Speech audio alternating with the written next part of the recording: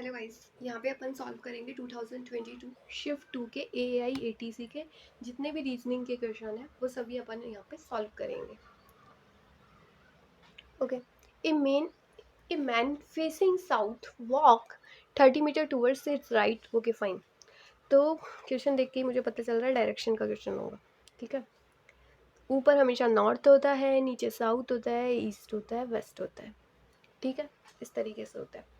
Okay, a man facing south walk towards the 30 meters 30 meter. ठीक है, एक इंसान है जो साउथ की तरफ फेस कर रहा है, तो मतलब साउथ की साइड ही चलेगा, है ना। उतना चला, 30 मीटर चला, है ना, यहाँ पे पहुँच गया। ठीक है, टूवर्ड्स हिज राइट, है ना। A man facing south walk 30 meters towards his right.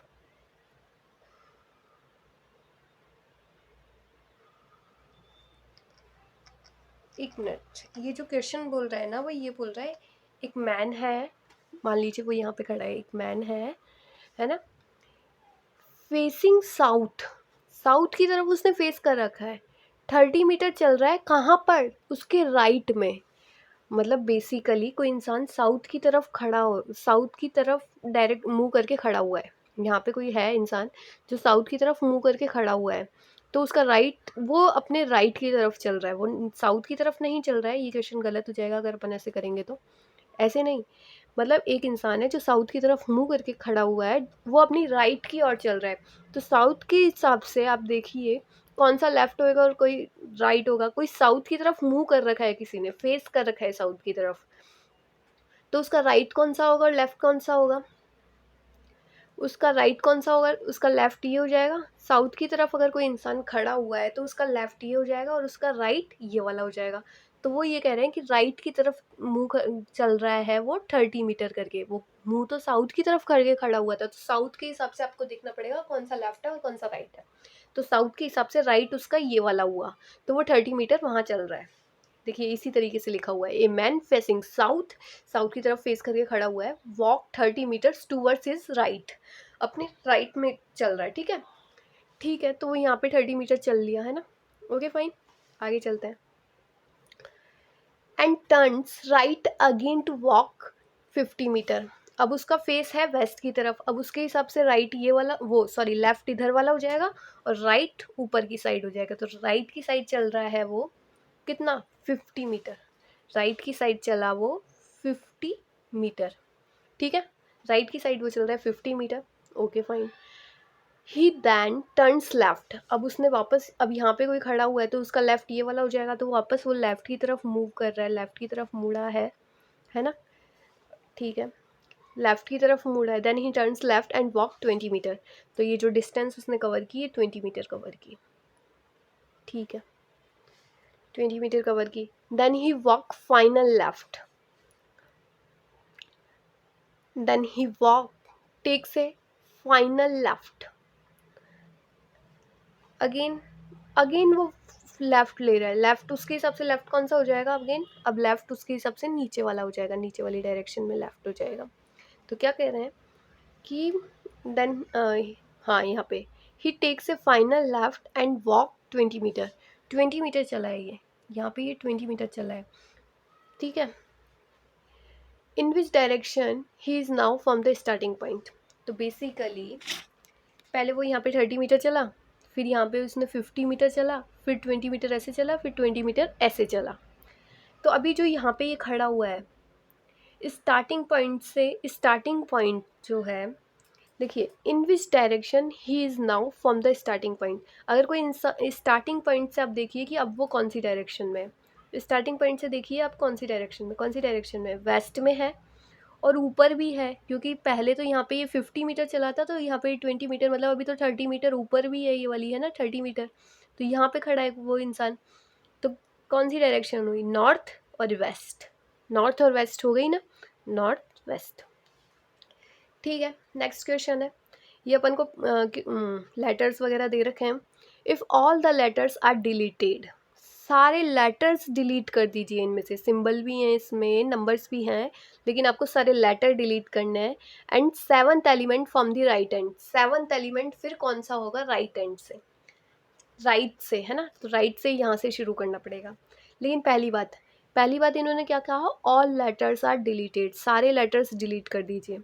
मैंने ये लेटर है जी, मैंने बी भी लेटर डिलीट कर दिया, एम भी डिलीट, आर भी डिलीट, वाई भी डिलीट और डी भी डिलीट, एस भी डिलीट, एस भी हट गया, के भी हट गया, ई भी हट गया, सारे तो लेटर हट गए। ठीक है, अब कह रहे हैं seventh element from right hand से सेवन्थ एलिमेंट। तो फर्स्ट एलिमेंट ये हो गया क्योंकि ये सब तो डिलीट हो गए। First element, second element, third element, fourth element and ये फिफ्थ एलिमेंट, सिक्स्थ एलिमेंट, ये नंबर भी तो काउंट करने हैं ना, और ये सेवन्थ एलिमेंट। पाई अपना सेवन्थ एलिमेंट आ गया है। पहले मैंने सारे लेटर डिलीट कर दिए और सेवन एलिमेंट राइट से काउंट कर लिया, क्योंकि ये राइट हुआ ना ये, और ये लेफ्ट हो गया। ठीक है, अडॉप्ट को इस तरीके से कोड किया जाता है, बॉड को इस तरीके से कोड किया जाता है। तो आर का नंबर क्या है ना, तो देखिए ए इसमें भी आ रहा है, बी भी आ रहा है, ओ भी आ रहा है, डी भी आ रहा है। तो मुझे पता चल रहा है कि जो इनमें सारे जो भी कॉमन लेटर है ना, जो बच जाएगा आर, इसमें से जो भी आर बच जाएगा वही उसका कोड हो जाएगा। तो देखिए 9 तो इन दोनों में आ रहा है, 8 भी आ रहा है, 5 भी आ रहा है, 6 भी आ रहा है। तो 7 का मतलब और 2, तो इसमें से आर है ना, आर का मतलब 2 होगा, क्योंकि आर इसमें नहीं आ रहा ना, तो आर का मतलब 2 होएगा। क्योंकि यूनिक एलिमेंट कौन सा है? यूनिक एलिमेंट आर ही है, और आर का ही मीनिंग होना चाहिए फिर, क्योंकि बाकी तो चारों मैच खाने चाहिए, तो 2 ही बचना चाहिए ना, 2 ही मीनिंग हो गया इसका। तो अपने आर का मीनिंग हो गया 2। स्टेटमेंट है, कंक्लूजन है, अपन को बताना है कौन सा फॉलो कर रहा है और नहीं कर रहा है, या फिर आइदर 1 और 2, व्हाटएवर द जो भी है। तो देखिए C is greater than F, of course C is greater than F, ये भी ठीक हो सकता है। A इज़ C, हाँ सबके नीचे इक्वल का साइन है, तो A is C equals to F। लेकिन एक ही पॉसिबल है, अगर एक जगह ग्रेटर हो गया तो फिर वो ग्रेटर ही रहेगा, अगर वो इक्वल है तो इक्वल ही रहेगा। तो दोनों में से एक ही चीज़ पॉसिबल हो सकती है, तो आइदर कंक्लूजन 1 और conclusion 2 is true. Next question करते हैं। KSRFG are the seating in a row facing north. तो आप ऐसे देख लीजिए, ये अपना ऊपर नॉर्थ, साउथ, ईस्ट और वेस्ट, सब ने फेस नॉर्थ की तरफ करके बैठे हुए हैं, सबकी सब। ठीक है, तो कुछ इस तरीके से बैठे हुए हैं, सबके फेस ऊपर की साइड है, इधर की साइड है, तो इस तरीके से मैंने बैठा दिए। ठीक है, जी एंड आर, एक मिनट, ये बैठे कितने लोग हैं वैसे? ये 1 2 3 4 5 6, 6 ही लोग हैं, तो मैं 6 ही बना दूँ ना, ये 1 2 3 4 5 6, तो ये तो हटा देते हैं, 6 ही लोग हैं, 6 को बैठा देते हैं। ठीक है, G and L R in centre. तो इस 6 में जी और एल, मतलब ये 2 सीट हैं, क्योंकि 2 इधर हो गई, 2 इधर हो गई, तो सेंटर वाली यही सीट हुई ना। तो जी और एल बैठे हुए हैं। अब मुझे ये नहीं पता कि एल और जी बैठे हुए हैं या जी और एल बैठे हुए हैं, है ना, मतलब दोनों में से दोनों ही सेंटर में बैठे हुए हैं, लेकिन जी इधर भी हो सकता है, एल इधर भी हो सकता है, कोई भी पॉसिबिलिटी है। तो ठीक है, G and L R in centre, बैठा दिया उन्हें। G in the immediate neighbour of R, G जो है इमीडिएट नेबर है आर का। तो जी के पास, जी अगर यहाँ बैठा होगा तो आर यहाँ बैठा होगा, नहीं तो आर यहाँ बैठा होगा, क्योंकि वो इमीडिएट नेबर है, इमीडिएट पड़ोसी है जी का, आर, है ना। तो बैठा दिया, G is a immediate neighbour of R, कर दिया ये काम भी। K and S R the at the extreme ends.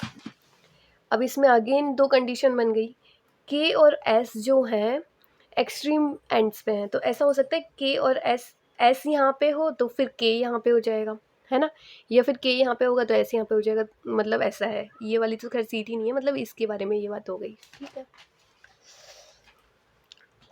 Are sits at the immediate right of S, S के राइट में आर बैठा हुआ है, एस के राइट में आर बैठा हुआ है।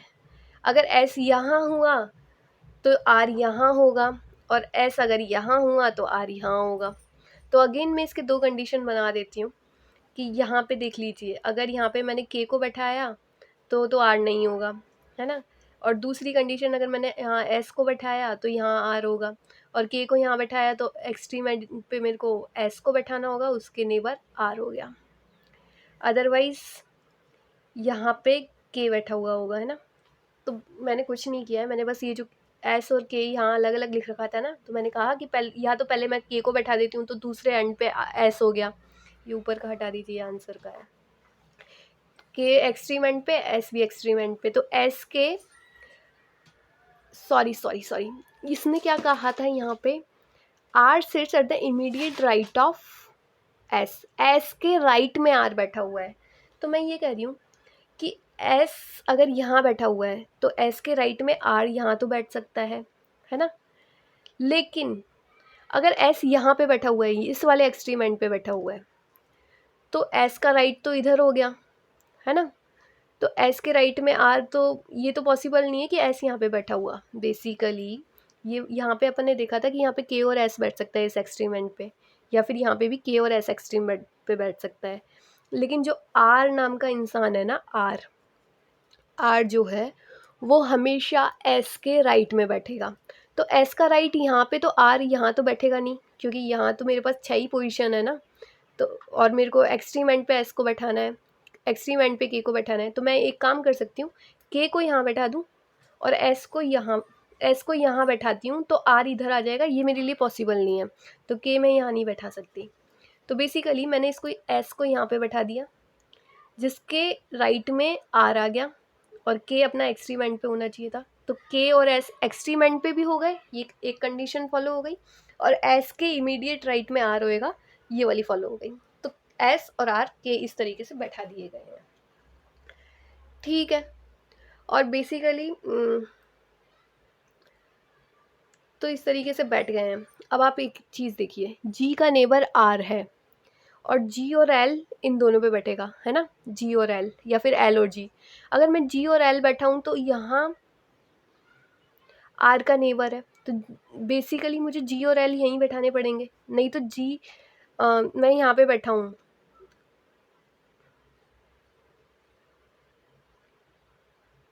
यहाँ पे अगर मैं ऐसे बैठा दूँ एल, तो नेबर आर नहीं बचेगा ना, है ना। ये वाली कंडीशन नहीं हो पाएगी। तो यहाँ पे मेरे को ऐसे बैठाना पड़ेगा, जी और एल को इस तरीके से बैठाना पड़ेगा, क्योंकि G is a neighbour of R. ये पहले कंडीशंस में हुआ था, क्वेश्चन को आप देख लीजिएगा। तो इस तरीके से मेरे को जी और एल बैठाने पड़ेंगे, है ना। और फिर लास्ट में कौन बच गया, जी एल हो गए, है ना। के और एस को भी बैठा दिया था एक्सट्रीम एंड्स पे, आर को भी बैठा दिया था, एक एफ बच गया था, तो एफ को यहाँ पे बैठा देते हैं। तो एक बार वापस आगे से क्वेश्चंस देख लीजिए आप, फिर आपको पता चल जाएगा। तो बेसिकली सीटिंग अरेंजमेंट ये बैठेगा, who is the left of के लेफ्ट में कौन है, एफ है, F is the answer over, ठीक है। के लेफ्ट में एफ है। तो बेसिकली कुछ नहीं किया, 7 सीट्स बनाई और फिर कंडीशंस को एक बाय एक देखते गए कि कौन सा पॉसिबल हो सकता है। 6 children C D E F G H are sitting in a circular bench। 6 लोग हैं, वो सर्कुलर बेंच पे बैठे हुए हैं, बहुत बढ़िया। And facing towards the centre, सब ने सेंटर की तरफ फेस कर रखा है। और ये 6 है ना, तो 6 को ऐसे बैठे होंगे, 1 2 3 4 5 और 6 बैठा दिया इनको, और सब ने सेंटर की तरफ फेस कर रखा है, ठीक है। C and F R sitting together, C और एफ जो है ना वो साथ में बैठे हुए हैं। सी और एफ साथ में बैठे हुए हैं, तो एफ और सी इस तरीके से भी बैठे हुए हो सकते हैं। पहले एफ और सी है ना, मतलब दोनों पॉसिबल है, सी और एफ साथ में बैठे हुए हैं, तो कोई भी कैसे भी बैठे हो सकता है। D is a sitting immediately to the left of S, F के लेफ्ट में, एफ के लेफ्ट में कौन बैठा हुआ है, यहाँ तो एफ के लेफ्ट में सी हो गया, तो ये वाली कंडीशन तो हो नहीं सकती।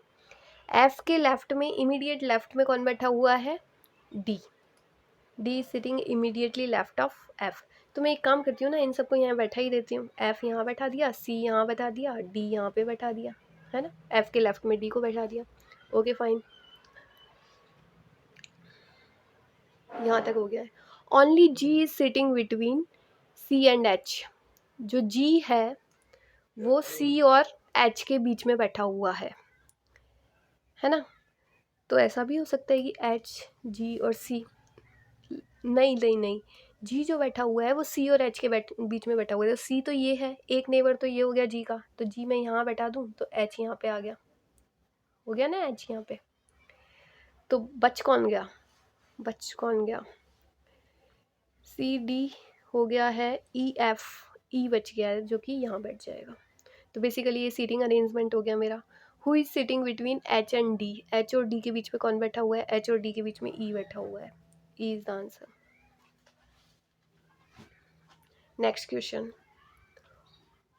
हॉट मानसून रेन को इस तरीके से कोड किया जाता है, एंजॉय लवलिंग मानसून को इस तरीके से, एसी एंजॉय रेन का इस तरीके से, तो रेन का मीनिंग क्या होगा। ठीक है,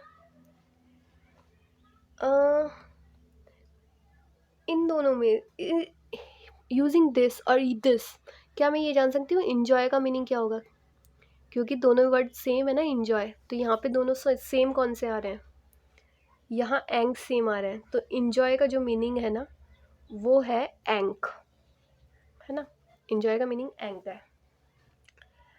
ठीक है, तो एंक तो हो नहीं सकता।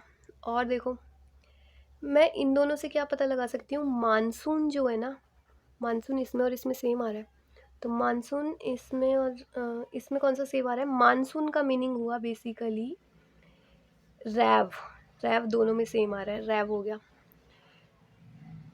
ठीक है, मानसून का मीनिंग रैव हो गया, तो इंजॉय का मीनिंग एंग तो होगा नहीं, रेन का मीनिंग या तो डेव होगा या फिर यू एच एस होगा, लेकिन डेव का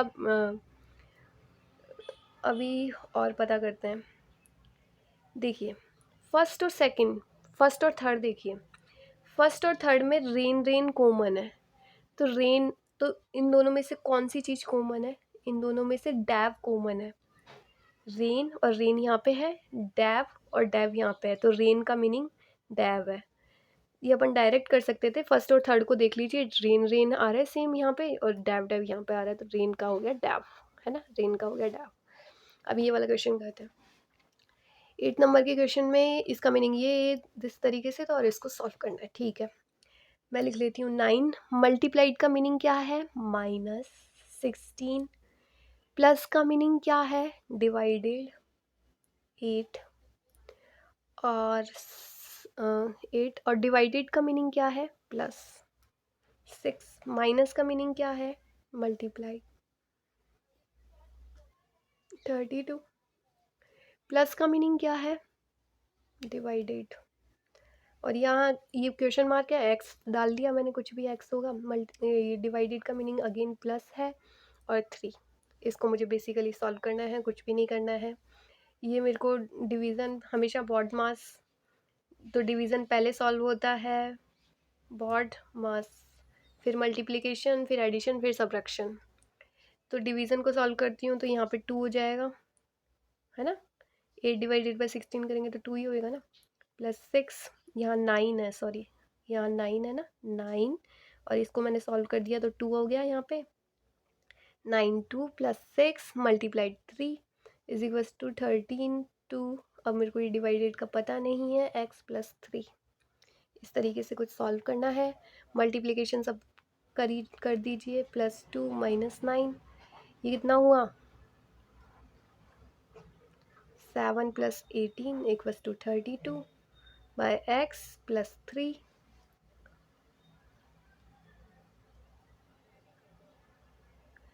25, इसको मैं 3 को यहाँ ले आती हूँ, 32 इस तरह लिख देती हूँ, और x, तो कितना हुआ, आई थिंक कहीं गड़बड़ हो गई है, 9 को 2 हो गया, +6,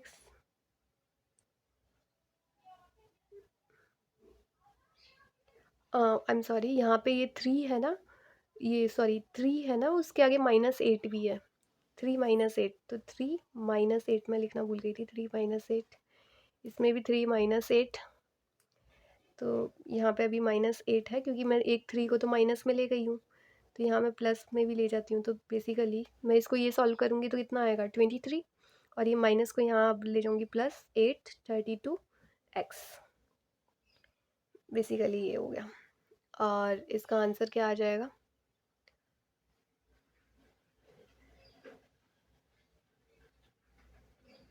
इज इक्वल्स टू एक्स, और इस तरीके से सॉल्व हो जाएगा। तो बेसिकली कुछ नहीं है, बस वैल्यूज़ पुट कीजिए और आंसर, मेरा इसमें आंसर अभी आ नहीं रहा है, मैं बाद में बता दूंगी। बाकी ये इसी तरीके से सॉल्व होता है कि इनके माइनस, तो कहीं माइनर मिस्टेक हो गई होगी, तो मैं इसको देख लूँगी, या फिर क्वेश्चन में ये इशू हो सकता है। Okay, next question. A certain number of the people are sitting in a row facing north. Again, north की तरफ सब लोग फेस करके बैठे हुए हैं, यहाँ पे कुछ लोग बैठे हुए हैं, है ना, इस तरीके से। Okay fine. E sits third to the right of D. तो मैं देख लीजिए, ई है ना डी के राइट में बैठा हुआ है, तो 1, और वो भी 1 2 थर्ड पोजीशन पे, थर्ड राइट में, डी के थर्ड राइट में, डी का फर्स्ट राइट, डी का सेकंड राइट और डी का थर्ड राइट हो गया ई। ठीक है, ऐसे बैठा हुआ है। E sits third to the right of D. Okay. Only two people sits between A and C. A और C के बीच में दो लोग बैठे हुए हैं, लेकिन ऐसा भी हो सकता है C यहाँ पे बैठा हुआ और दो लोग A ऐसे बैठे हुए हो, है ना। ठीक है। Only 6 people sit between B and D. और जो B और D है ना, B और D के बीच में 6 लोग बैठे हुए हैं, 1 2 3 4 5 6, 1 2 3 4 5 6, तो ऐसे भी बैठे हुए हो सकते हैं कि डी पहले बैठा हुआ, बी बैठा हो। F sits to the immediate left of D. D के लेफ्ट में एफ बैठा हुआ है, डी के लेफ्ट में एफ बैठा हुआ है। ठीक है, डी के लेफ्ट में एफ बैठा हुआ है। F sits to the immediate D. Only 2 people sits between C and D. C और डी के बीच में दो लोग बैठे हुए हैं, तो मैं ये कह सकती हूँ, देखिए ए और सी के बीच में दो लोग बैठे हुए थे, सी और डी के बीच में दो लोग बैठे हुए हैं, तो यहाँ तो ए नहीं बैठ सकता है। अगर यहाँ ये वाला कंडीशन फॉलो होता है तो दो लोग यहाँ बैठे होंगे, फिर सी और, क्या बोला था इसने, सी और डी के बीच में दो लोग, यहाँ पे डी इस तरीके से बैठा हुआ होगा। या फिर मैं ऐसे कह लूँ कि यहाँ पे दो लोगों के बाद में और फिर डी ऐसे बैठा हुआ होगा, है ना। और सेकंड बात, मुझे इसको और इसको भी कंबाइन करने की ज़रूरत है ना, इन दोनों को भी कंबाइन करने की ज़रूरत है। तो अभी अपन देखते हैं कि इन चारों में से कैसे कंडीशन को बैठाते हैं। तो सी और डी को दो लोग बैठे हुए हैं। E sits at the one of the corner in a row. E जो है या तो इधर एक्सट्रीम एंड पे बैठा होगा या फिर इधर एक्सट्रीम एंड पे बैठा हुआ होगा, जो भी इनका रहेगा। तो ई को अभी अपन साइड में कर देते हैं, है ना। ठीक है। If no other person is sitting in a row, what is the number of the people in sitting. ठीक है, ओके फाइन। तो इसी में से मुझे बैठाना है कि कौन कहाँ बैठा हुआ हो सकता है। तो देखिए, अब इन सबको कंबाइन करने का टाइम आ गया है। तो ठीक है, डी के इमीडिएट लेफ्ट में एफ बैठा हुआ है, डी के इमीडिएट लेफ्ट में एफ बैठा हुआ है, मैंने यहाँ बैठा दिया। या फिर डी के इमीडिएट लेफ्ट में एफ बैठा हुआ है, यहाँ बैठा दिया। और इसको देखूँ तो डी के इमीडिएट लेफ्ट में एफ बैठा हुआ है, तो यहाँ बैठ गया। डी के इमीडिएट लेफ्ट में एफ बैठा हुआ है, तो वो यहाँ बैठ गया। ठीक है, एक कंडीशन ये फॉलो हो गई। और डी और ई, फिर डी के इमीडिएट, ये एफ है ना, कंफ्यूज नहीं होना है इससे, एफ है, तो ठीक है। और अगर ऐसा है तो फिर दो आगे करके ई बैठ जाएगा, है ना।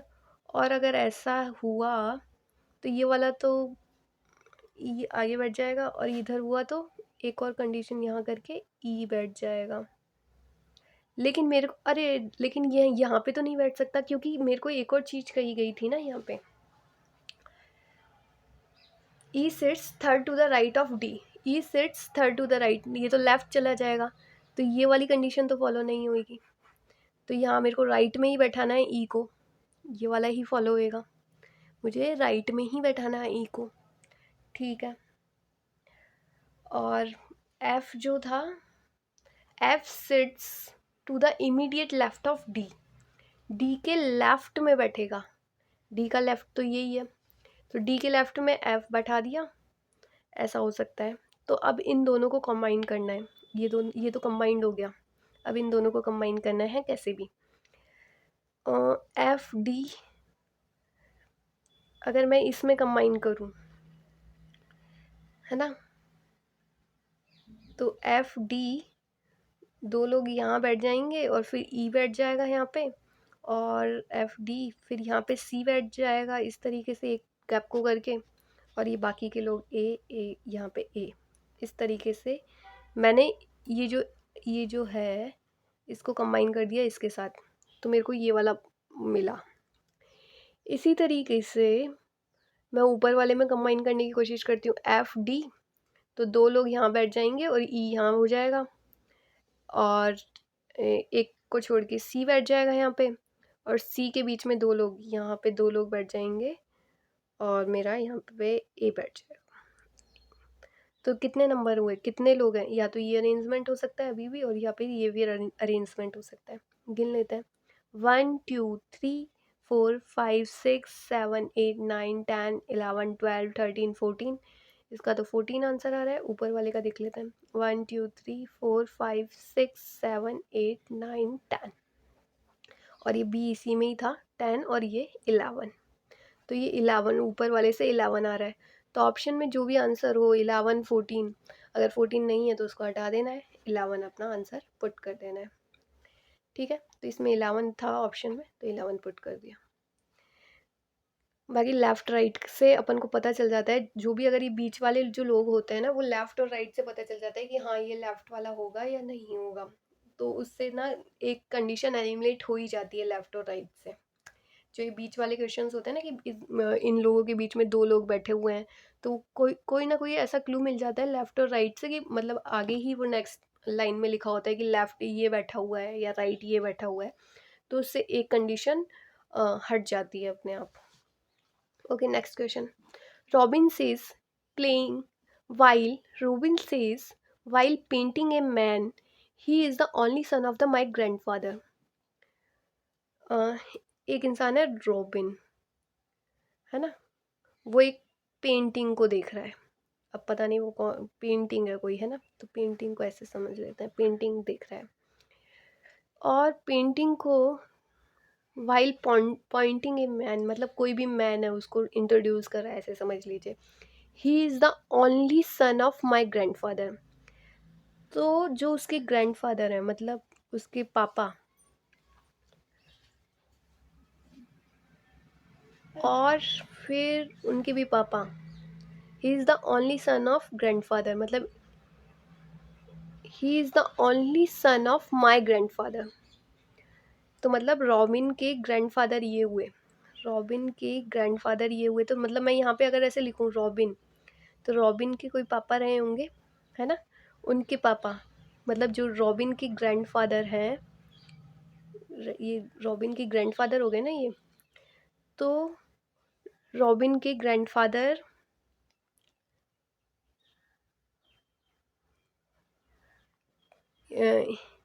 तो इन पेंटिंग के कौन रिलेटेड रहे, इन पेंटिंग के भी वो एक तरीके से ग्रैंडफादर हो गए। मैं बेसिकली ये बोल रही हूँ, मैं अगर ये लाइन पढ़ूँ, he is the only son, जो ही है मतलब जो पेंटिंग है, he is the only son, son है किसके, ग्रैंडफादर के, ग्रैंडफादर के, है ना, सन है ग्रैंडफादर के, लेकिन ये किसके ग्रैंडफादर के, मतलब रॉबिन के पापा रहे होंगे, पापा के रॉबिन के ग्रैंडफादर, ऐसा रहा होगा, रॉबिन के पापा के पापा, रॉबिन के पापा के पापा, ही कौन है, वो जो पेंटिंग या फिर उनकी तरफ जिनकी तरफ पॉइंट कर रहा है वो है। तो अब बताइए कि रॉबिन किस तरीके से रिलेटेड है उन मैन से, तो रॉबिन के वो मैन क्या लगता है, क्या लगेंगे, उनके फादर, और क्या कहा गया है, ग्रैंडफादर के सिर्फ ओनली सन, तो ग्रैंडफादर का ओनली सन एक ही तो होगा ये, तो बेसिकली ये रॉबिन के फादर लगेंगे, ये जो पॉइंट कर रहे हैं जिनकी तरफ, रॉबिन के फादर लगेंगे ये, है ना, तो he is the father.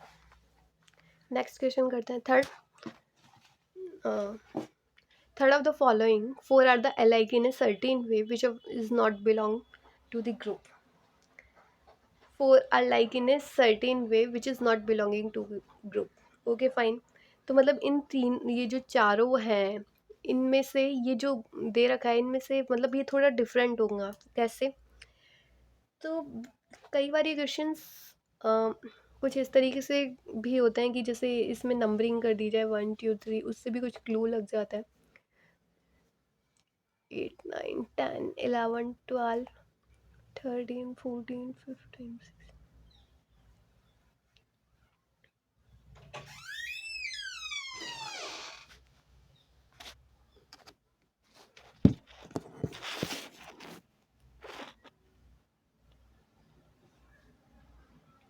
SM3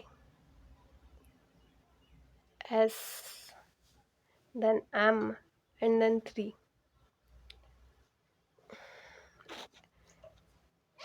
E25 E25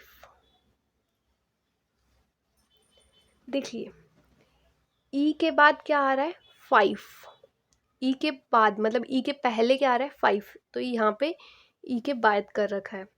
जो ये लास्ट का नंबर है और पहले का नंबर मिलाने की कोशिश करते हैं, तो E और 5 कुछ इस तरीके से मिला रहे हैं। ये T को देखते हैं, ये भी कुछ इसी तरीके से मिल रहा है। T और T के आगे फिर ये वाला लास्ट वाला नंबर हो गया। इसी तरीके से ये होना चाहिए, फिर K होना चाहिए और K से पहले 6 होना चाहिए। K है यहाँ पे और K से पहले 6 है, ये भी इस तरीके से बैठ रहा है। इसमें भी कुछ ऐसा ही होना चाहिए, फिर S हो और S के पहले 3 हो, S हो और S के पहले 3 हो। ये तो चारों बैठ रहे हैं, इससे तो पता नहीं चल रहा। अब देखते हैं E और 5 को भी, मतलब E से पहले 5 आ रहा था, है ना, और T से पहले भी ये आ रहा था, और 6 से K से पहले 6 आ रहा था। कहाँ देखा था, K से पहले 6 आ रहा है और S से पहले 3 आ रहा है, ये भी हो गए। तो इससे तो नहीं पता चल रहा। अब देखिए E के फर्स्ट बाद, सेकंड बाद, थर्ड बाद 2 आ रहा है। E के थर्ड बाद 2 आ रहा है, तो T के भी थर्ड बाद C आना चाहिए। T के 1 2 3, T के भी थर्ड बाद C आ रहा है। K के भी थर्ड बाद ये आना चाहिए, K के थर्ड बाद, K के थर्ड बाद, K कहाँ है, K के थर्ड बाद 1 2 और 3, ये भी आ रहा है। तो फिर K के थर्ड बाद, तो S के भी थर्ड बाद M आना चाहिए। S के थर्ड बाद, S के थर्ड बाद 1 2 3, यहाँ तो M नहीं आ रहा है, यहाँ तो 7 आ रहा है। इन्होंने तो एक और नंबर दे रखा है, 1 2 3 7 नहीं, M आ रहा है। इन्होंने तो M दे रखा है, जबकि 7 आना चाहिए। यहाँ पे अगर 7 होता तो ये डिफरेंट नहीं होता। तो इन्होंने ऐसे बोला certain way which is not belonging to group, इससे नहीं बिलोंग कर रहा है, तो ये वाला आंसर हो गया। नेक्स्ट क्वेश्चन अपन देखते हैं। 6 colleagues, Vansh, Priya, Sam, Krish, Deepa, John are sitting in a circular table for lunch. Only 2 friends are sitting between the, तो ये कितने लोग हैं, 6 लोग बैठे हुए हैं। तो सर्कुलर टेबल पे बैठे हुए हैं, बैठा देते हैं इनको। ये 6 लोग हैं, 1 2 3 4 और ये 5 6 लोग हो गए। Deepa and John are sitting in a circular table for the lunch. ठीक है, ये सारे जो भी 6 लोग हैं बैठे हुए हैं। Only 2 friends are sitting between Krish and Deepa. Krish और दीपा है, उनके बीच में 2 लोग बैठे हुए हैं, ओनली 2 लोग। तो दीपा यहाँ पे भी बैठी हो सकती है, दीपा और क्रिश। अगेन 2 कंडीशन बन गई। John and Sam are not the neighbor of Krish. John और सैम है ना, वो क्रिश के नेबर नहीं है। तो यहाँ पे ना तो जॉन बैठेगा और ना ही सैम बैठेगा। यहाँ पे भी जॉन नहीं बैठेगा, यहाँ पे भी सैम नहीं बैठेगा। ठीक है, क्रिश के पास नहीं बैठना है। Sam is sitting immediately to the left of Deepa. Sam immediately left of Deepa. Deepa के लेफ्ट में सैम बैठा हुआ है। दीपा के लेफ्ट में सैम बैठा हुआ होगा तो यहाँ बैठा हुआ होगा, दीपा के लेफ्ट में सैम बैठा होगा तो यहाँ बैठा हुआ होगा। ठीक है, Sam is sitting immediately left to the Deepa. Priya is sitting immediately right of Krish. प्रिया क्रिश के राइट में। प्रिया जो बैठी हुई है क्रिश के राइट में, तो प्रिया क्रिश के राइट में बैठी होगी तो यहाँ बैठी हुई होगी।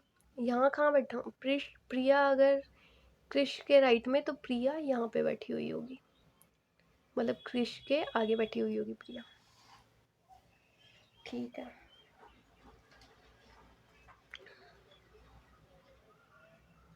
Who is sitting second to the left of Sam. ठीक है, ये हो गया अपना। देखिए यहाँ पे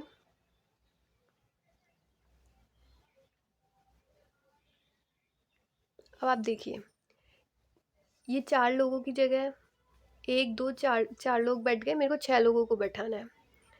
यहाँ पे 1 2 3 4 कृष और प्रिया।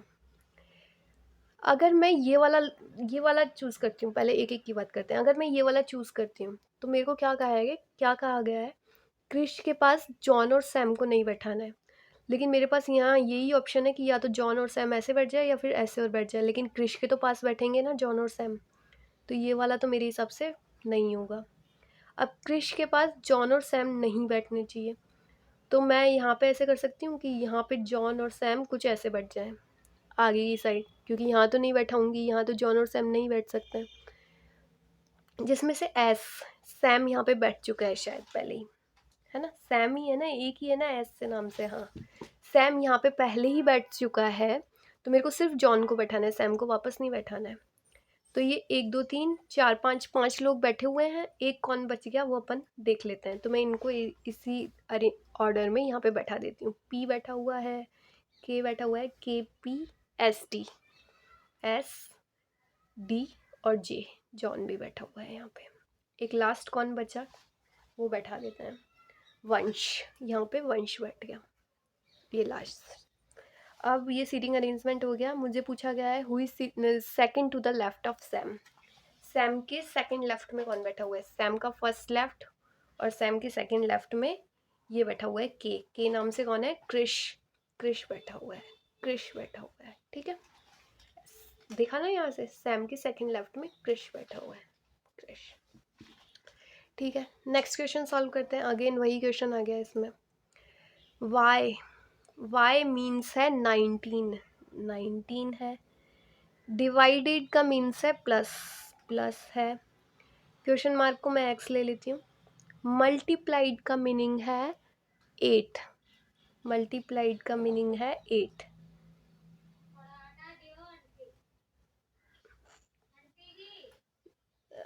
सॉरी, मल्टीप्लाइड का नहीं, ये एक्स है, एक्स का मीनिंग 8 है, एक्स का मीनिंग 8 है। तो यहाँ मल्टीप्लाइड का मीनिंग तो मुझे कुछ भी नहीं दिया गया है, तो मैं मल्टीप्लाइड कर देती हूँ।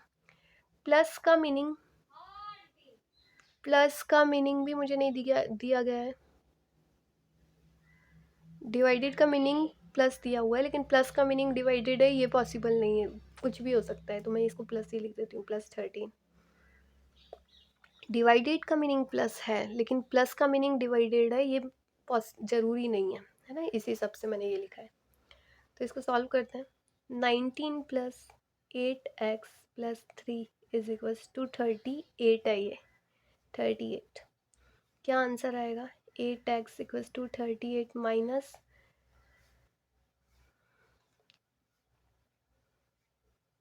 6 और ये 16 और 8, तो x 8x = 16 और x = 2, 2 आंसर आएगा इसका।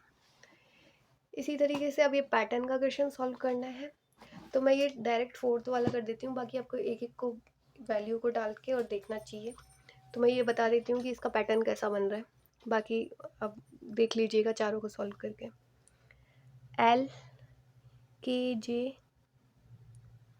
I H L K L I हो गया, K हो गया, मैं इसमें ही डाल देती हूँ L I K H J L J और ये L और ये I, इस तरीके का पैटर्न है। तो देख लीजिए कहाँ पैटर्न किस तरीके से बन रहा है।